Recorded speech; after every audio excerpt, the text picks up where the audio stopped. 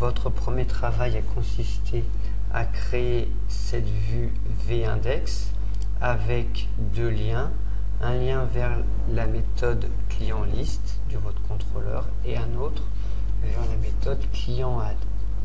Vous avez également paramétré datamapper à partir de l'archive que je vous ai mis à disposition. Votre paramétrage a consisté à, dans Autoload, vous avez chargé la librairie database et la librairie datamapper. Vous avez également dans database paramétré le chemin d'accès à votre base de données que vous avez également créé. Vous avez copié dans le config le fichier datamapper.php dans lequel vous avez mis à vrai les deux paramètres autopopulate as mini et autopopulate as one.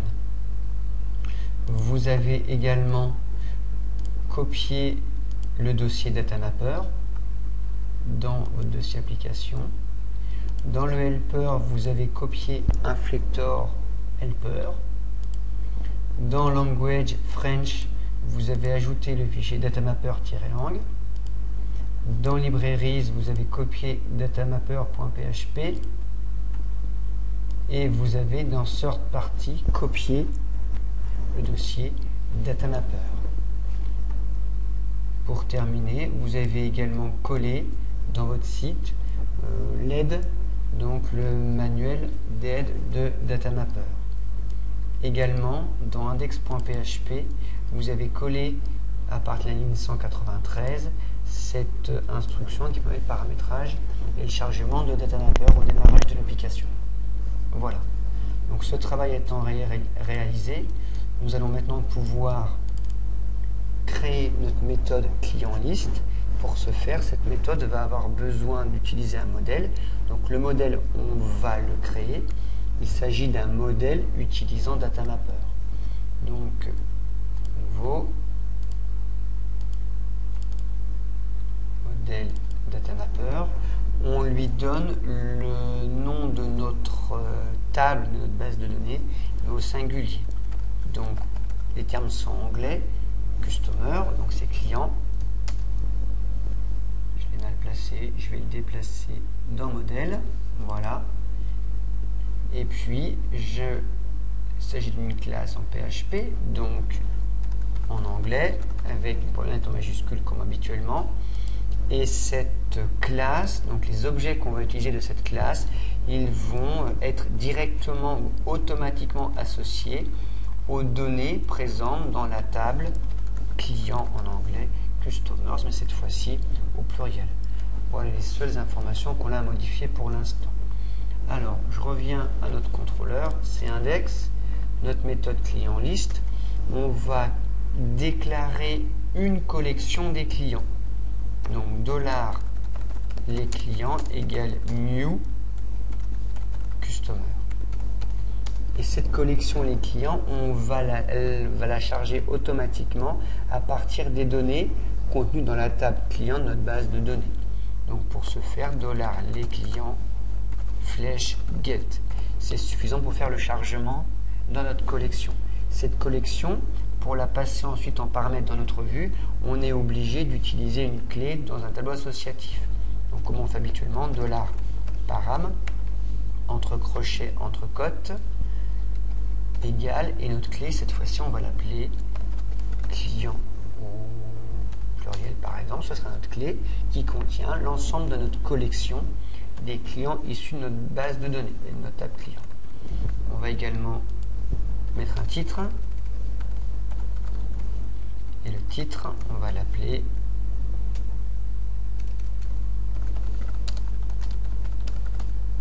liste des clients. Il ne reste maintenant plus qu'à charger notre vue.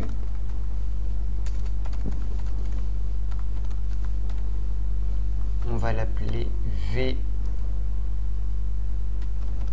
client list et on lui met comme paramètre notre tableau associatif $param. Maintenant, nous allons créer cette vue V client list.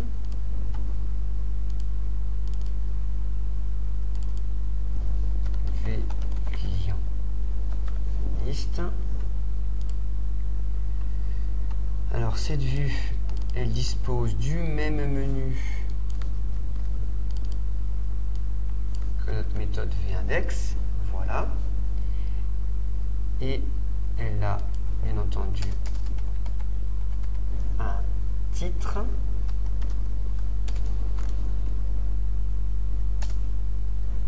ce titre, il va afficher le contenu de notre clé titre, donc echo $titre. Et maintenant, on va pouvoir parcourir le contenu de notre clé $client qui contient notre collection des objets clients à afficher. Alors pour ce faire,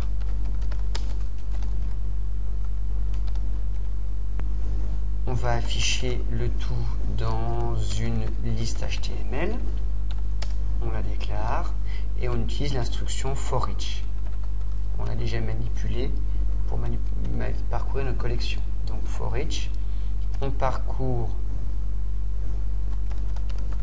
les clients et chaque objet client de notre collection va être affecté dans une variable $1c.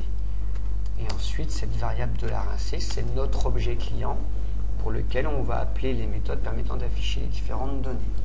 Donc $data égale $1c flèche.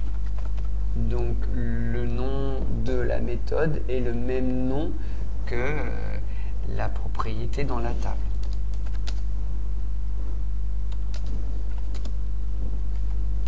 Et ensuite, on va mettre le pays. Concaten pays CLI. Voilà. On vérifie.